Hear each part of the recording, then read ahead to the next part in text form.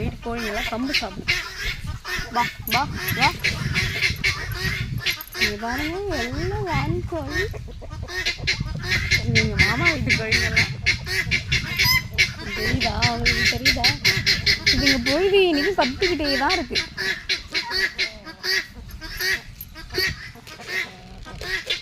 சாப்பிட்டாலும் கத்துது, சாப்பிடலனாலும் கத்துது.